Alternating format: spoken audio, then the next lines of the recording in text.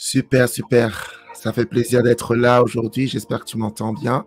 Je vais déjà te dire pardon un tout petit peu pour le niveau de voix que j'ai en ce moment. Je pense qu'elle est un peu rock. C'est ça qu'on se met à crier un tout petit peu partout. Donc, j'espère que tu vas bien. C'est Edma Yankma. Je suis vraiment très content d'être là aujourd'hui, très content. Donc, mets un like, mets un commentaire.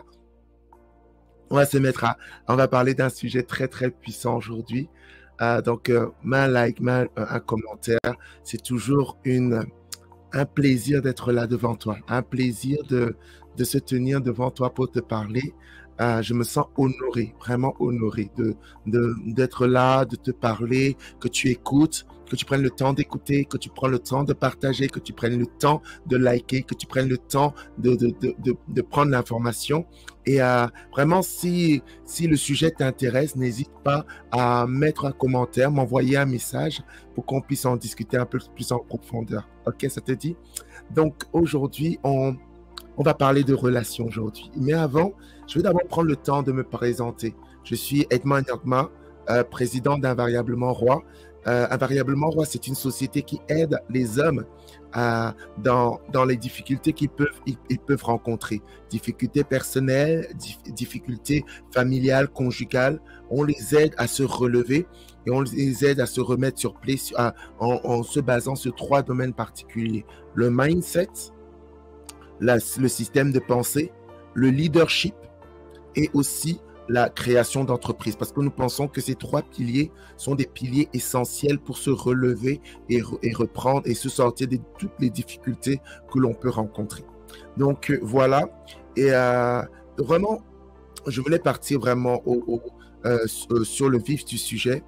Aujourd'hui, je voulais peut-être aller en profondeur sur un post que j'ai mis il y a quelques jours qui disait qu'il y a vraiment une différence entre mendier pour une relation et se battre pour une relation.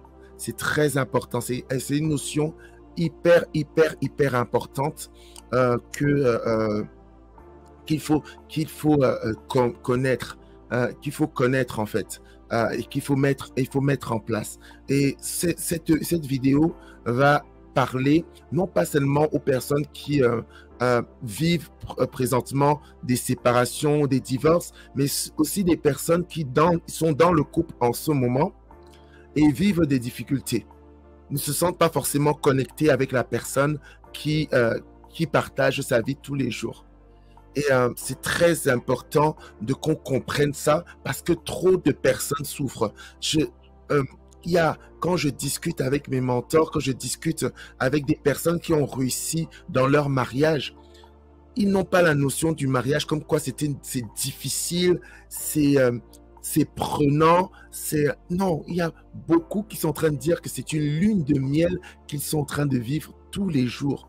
Tous les jours. C'est impressionnant. C'est impressionnant. Quand moi j'ai entendu ça, j'ai dit mince, j'ai dû rater quelque chose. Pas que j'ai dû rater quelque chose. Pour eux, oui, il y a des difficultés de la vie, mais ça ne rend pas mieux, ça ne rend pas le mariage comme étant une galère, quelque chose que tu dois supporter. Non, ils sont dans ce mariage et ils vivent des très très bons moments. Et ça m'a amené à me poser alors la question de savoir, mais qu'est-ce qui se passe? Pourquoi toi qui m'écoutes, qui a des problèmes, pourquoi moi qui ai vécu des soucis dans son couple, pourquoi, en fait, qu'est-ce qui s'est passé? Pourquoi où est-ce qu'on s'est raté? Ou qu'est-ce qu'on a raté? Qu'est-ce qu'on n'a pas bien mis en place? Est-ce que c'est avant? C'est dans le choix? Est-ce que c'est pendant? Des choses qu'on n'a pas mis en place? Et je me suis vraiment posé la question. Qu'est-ce qu'on a fait qui n'était pas bien? Et je me suis juste rendu compte d'une chose. C'est que, en fait, tout est dans le système de pensée. Tout est dans la manière à laquelle tu abordes ta relation. J'espère vraiment que ce qu'on est en train de parler, pendant que tu es en train d'écouter, ça va te permettre de mettre en place des choses dans ton couple, si tu es en couple, ou de mettre en place, si tu es sorti de couple, mettre en place des choses pour que la prochaine fois que Dieu, le Seigneur Jésus te permet de te remettre en couple, ce soit une lune de miel aussi. Moi, ça a été comme une révélation quand j'ai compris ça. Quand j'ai compris, c'était une révélation. Ça m'a même permis, tu vois, de très très bien vivre ma séparation, de très bien vivre. Tu vois, c'est une chose, hein, c'est vraiment une chose. Quand tu regardes à l'extérieur, tu vas voir souvent des personnes qui vivent très très mal leur séparation. Ils sont constamment dans la dépression, constamment dans la plainte, constamment en train d'essayer de descendre l'autre. C'est rare d'être dans de telles périodes et se sentir bien. Et moi, j'ai vécu les deux. Hein. J'ai vécu les moments où, franchement, c'était difficile. C'était difficile de se réveiller le matin. C'était difficile de se dire, oh, où est ma femme? Où sont mes enfants? Où est-ce que j'ai bâti? Qu'est-ce que j'ai bâti? Où est-ce que je vais? Et c'était difficile, tout ça. Et j'ai vécu aussi la situation où tu te sens très bien, où tu es vraiment, vraiment, vraiment à l'aise avec ta situation. Qu'elle change, qu'elle ne change pas. Elle n'a pas besoin de changer pour que tu te sentes bien. C'est ça qui est super. La situation n'aura pas besoin de changer. Quand tu vas comprendre ce que je vais t'expliquer aujourd'hui, la situation n'aura pas besoin de changer pour que tu te sentes bien. C'est impressionnant. Impressionnant. Donc, avant que je continue, toi qui es en train d'écouter la vidéo, avant que je continue, commence à liker, commence à commenter, commence à partager. Tag une personne sur cette vidéo parce qu'on va parler de vraies choses. On va parler de vraies choses. Ce sera très intéressant, je pense. Et donc, la différence, la clé, si on peut utiliser ce terme, c'est de savoir que il y a une véritable différence entre mendier pour une relation et se battre pour une relation. Il y a une différence entre mendier une relation et se battre pour une relation. Les deux, en fait, se ressemblent. Parce que quand tu commences à mendier, ça te demande de l'énergie, énormément de l'énergie. Quand tu te bats aussi, ça va te demander aussi beaucoup d'énergie. Mais il y a une différence entre mendier une relation et se battre pour une relation. Ça, c'est très important. Mendier pour une relation, je vais d'abord me baser sur les définitions générales, en fait, pour qu'on commence dans ça. Et après, je vais aller en profondeur sur les deux, ok, si tu veux bien. Donc, mendier une relation, c'est mettre de côté sa vie et ses rêves pour que cette relation continue. Ok? Mais par contre, se battre pour une relation, c'est investir en soi pour devenir une meilleure personne afin de donner le plus de chances possible à cette relation de continuer. Est-ce que tu as capté? Mendier, c'est s'oublier soi-même. Disparaître complètement en espérant que en disparaissant ainsi on va pouvoir garder la relation. Se battre pour une relation, c'est devenir à chaque jour une meilleure personne pour que on ait toutes les clés, les dispositions pour faciliter le fait que cette relation perdure dans le temps. Yes. Et avant de continuer, on va partir en profondeur. On va d'abord prendre mendier. Mendier, c'est s'oublier soi-même. Et c'est là en fait que on se rend compte que la plupart des relations, c'est comme ça on va t'expliquer. Chaque fois que on va parler d'une relation, on va forcément te demander de disparaître, de ne plus prendre en compte tes ressentiments, de ne plus prendre en compte tes émotions, de ne plus prendre en compte tes frustrations, afin que la relation continue. Si j'ai tort, mets dans les commentaires que j'ai tort. La plupart des relations, on te demande de t'oublier quand même, toi-même, et tu n'existes plus dans le seul but que tu gardes ta relation. On va te dire, oublie-toi pour que en disant, pense aux enfants par exemple. Ça, c'est une raison que l'on donne souvent. Quand il y a des difficultés et quand souvent il y a des très grandes difficultés, on te dit, mais n'as-tu pas pensé aux enfants? Pourquoi veux-tu partir? Et les enfants, ils vont faire quoi? Mais qu'est-ce qu'on veut dire subtilement là-dedans? Oublie-toi. Pense d'abord aux enfants. Pense d'abord aux enfants. Et encore une fois, ce n'est pas forcément mauvais, parce que ce sont aussi des choses qui peuvent te faire tenir. Mais ça ne doit pas être des raisons permanentes, je pense. Parce que si, par exemple, les enfants restent une raison permanente pour rester ensemble, quand les enfants partent à 18 ans, c'est pour ça qu'il y a des personnes qui divorcent, des divorces de longue durée. Les gens qui partent parce que les enfants ont 18 ans et sont partis de la maison et divorcent. Parce que ces deux personnes sont restées ensemble à cause des enfants. Donc tu vois toi-même que les enfants ne sont pas forcément une raison pérenne. J'ai pris les enfants, ça peut être une raison parmi tant d'autres. Parmi tant d'autres. Et donc, tu t'oublies complètement.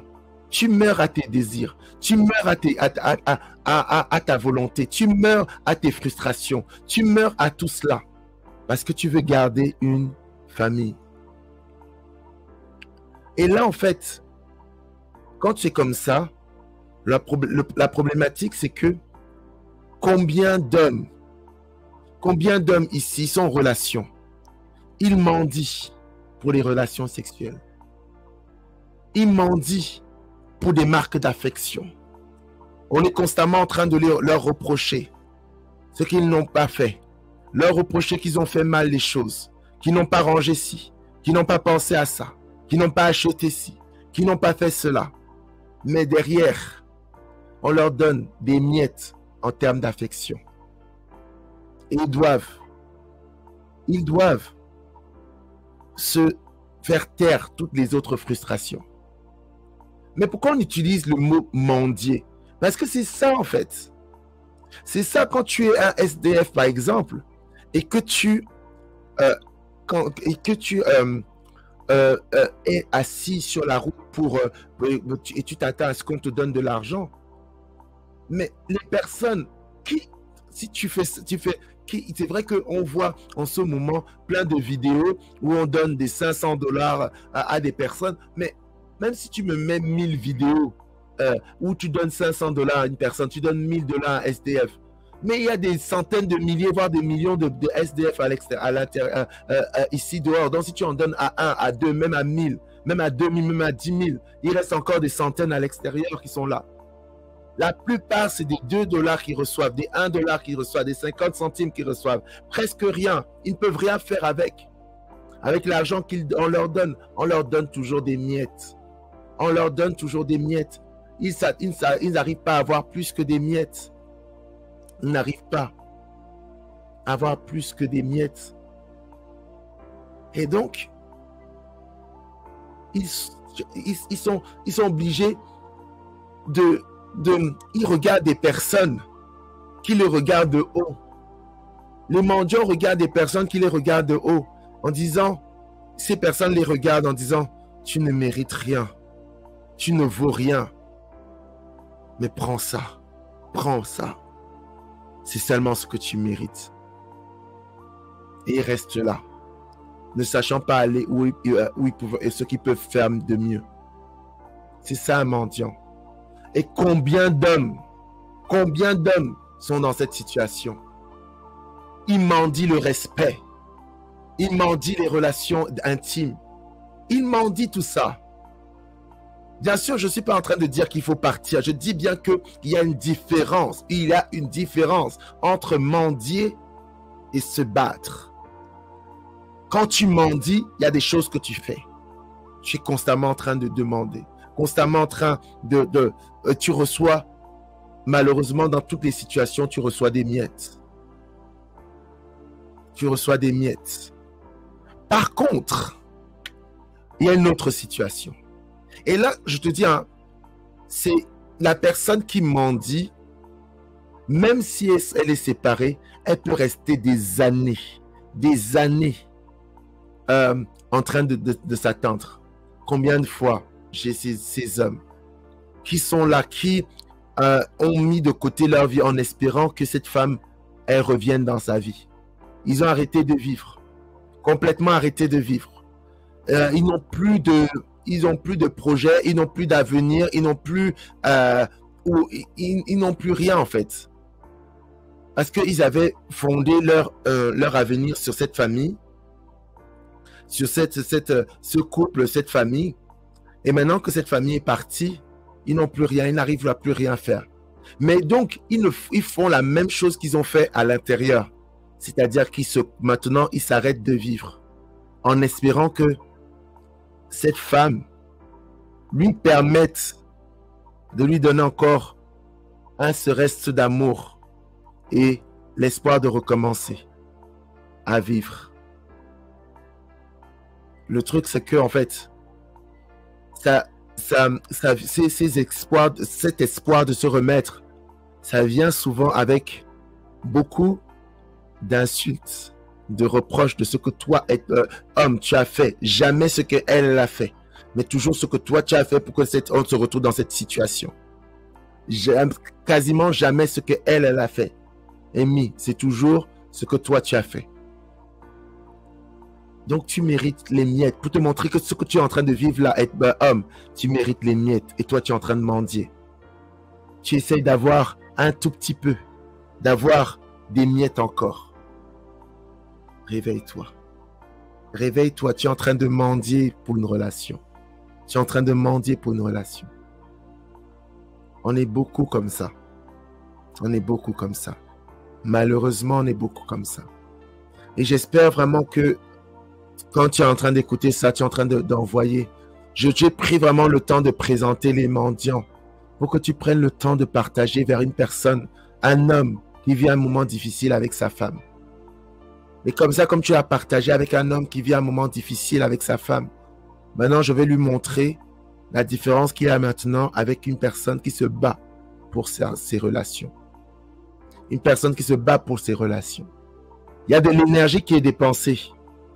Mais c'est comment dire, il y a une énergie qui est dépensée, mais par contre, comment on appelle ça? La dynamique, merci. Merci Seigneur. La dynamique, elle est inversée.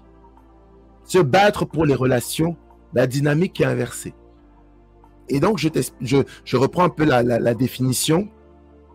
La personne qui se bat pour ses relations, elle investit en elle pour devenir une meilleure personne afin de donner le plus de chances possible à cette relation de continuer. Elle fait sa part. Elle fait sa part pour donner le plus de chances à cette relation de continuer. Elle investit en elle. Elle investit en elle. Elle devient une meilleure personne. Cet homme devient une meilleure personne. Une meilleure version d'elle. Mais, voici maintenant, voici maintenant la différence. C'est que elle n'attend plus rien de l'autre. Elle n'attend plus rien de l'autre. Elle n'attend plus rien en fait. C'est ça qui est puissant en fait. C'est que quand tu commences à investir en toi, tu n'attends plus rien de l'autre. Tu commences à te donner à toi-même le nécessaire, ce que tu as besoin. Tu commences à te donner à toi-même tout ce dont tu as besoin pour pouvoir réussir. Et donc, la relation en face, quand elle vient, elle agit comme un multiplicateur de ce que tu as déjà. Elle agit comme quelque chose, elle vient rajouter de ce que tu as déjà. Et donc, elle n'est plus là à te donner des miettes. Qu'elle le donne, qu'elle ne le donne pas, tu n'en as pas forcément besoin. Tu n'en as pas besoin. Et c'est ça qui est qui fait en sorte que, en fait, cette personne qui vient dans ta vie, elle n'a pas forcément d'emprise sur toi. Parce qu'elle sait que, qu'elle soit là, qu'elle ne soit pas là, tu vas vivre. Tu vas aller, tu vas avancer. Elle n'est pas le centre de ta vie. C'est Dieu qui est le centre de ta vie. Et comment tu investis sur toi. Elle n'est pas le centre. Et donc, elle est là pour rajouter. Si elle n'arrive pas à rajouter ou à suivre le rythme, d'elle-même, elle partira en fait. D'elle-même, elle se séparera. D'elle-même. Mais toi, en fait, comme tu as appris à investir en toi, comme tu as appris à devenir à chaque jour une meilleure personne, tu n'as pas forcément besoin de l'autre. Tu as besoin, on a besoin tous d'aide. Je ne veux pas forcément dire qu'on n'a pas besoin. On n'est pas une personne. Je ne suis pas en train de parler du fait qu'on ait besoin de personnes. Mais ça commence, avant d'avoir des personnes autour de soi, ça commence d'abord par cette capacité à toi-même, être capable de t'occuper de toi-même. De t'occuper de toi-même. Donc, quand tu pars, les gens viennent et rentrent dans ta vie, même si les gens viennent et partent, ça ne va pas bousculer qui tu es en fait. Ça ne va pas définir qui tu es. Que cette personne, quand tu investis en toi et que tu connais qui tu es, même si cette personne t'insulte, te critique, te rabaisse, toutes ces choses qui viennent te passent sur toi comme de l'eau sur des plumes de canard. Ça ne t'affecte pas. Parce que tu as investi en toi. Tu sais qui tu es. Tu sais qui tu es. Tu sais où tu vas. Tu vois? Tu sais qui tu es. Tu sais où tu vas. Tu sais qui tu es. Tu sais où tu vas. Tu ne laisses pas les autres définir qui tu es. Parce que tu connais ta valeur. Tu sais pourquoi tu as été suscité sur cette terre. Tu sais où tu vas.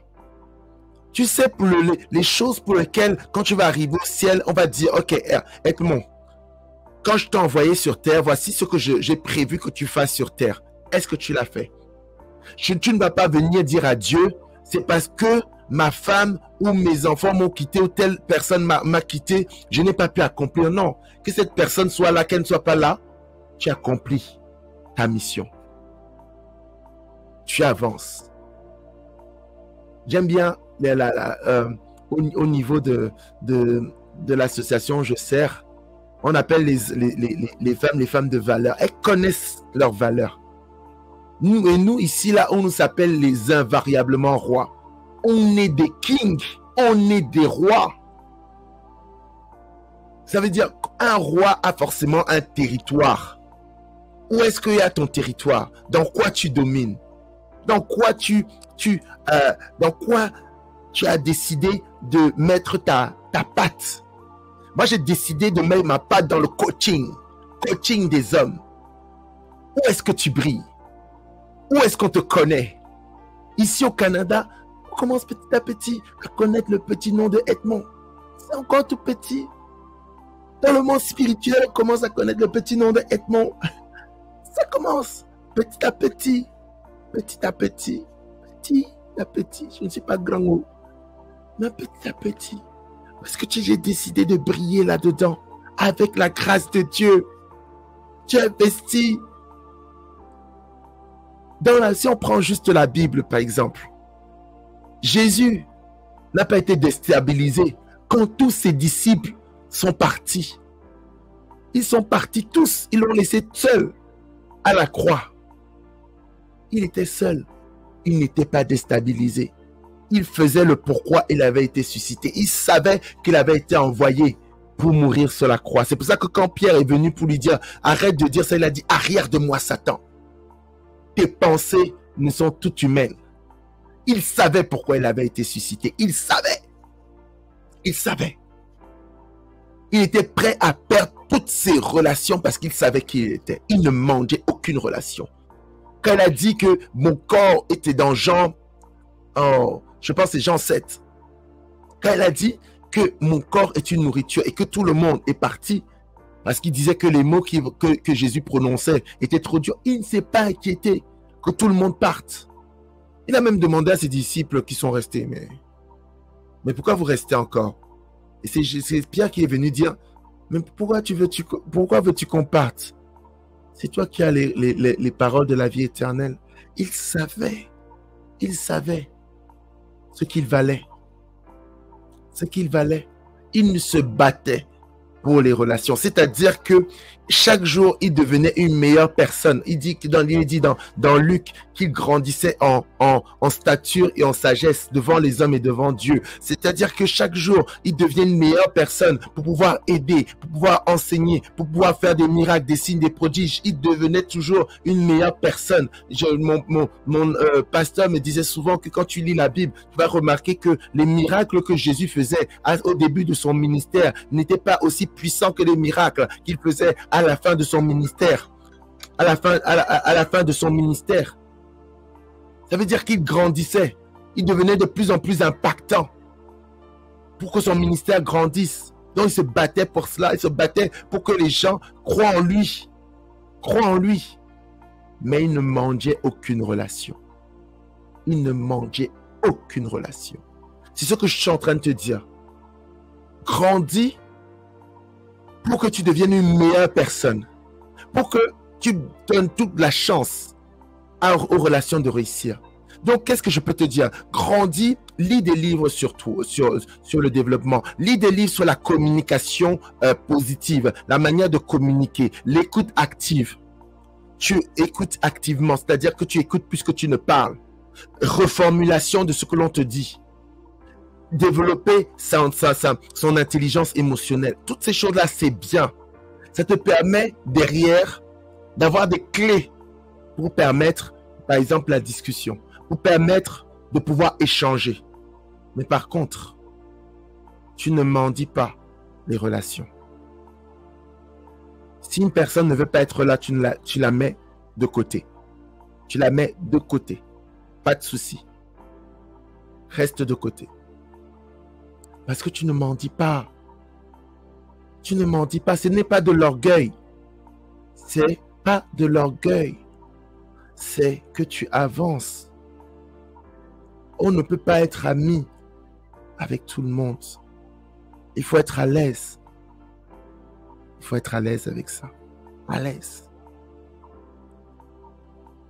Ok? Ça va? Donc, mets un peu tes questions, des questions sur le chat, mets un peu tes questions sur les commentaires, que l'on puisse en discuter. Je vais utiliser ces questions peut-être pour un prochain la prochaine live. Like, commente, partage, s'il te plaît. Surtout à une personne qui vit un moment difficile. Qu'est-ce qu'il faut faire? Mais s'il te plaît, arrête de mendier pour les relations. Arrête de mendier. Tu es meilleur que ça. Arrête de mentir. Tu n'as pas besoin de ça.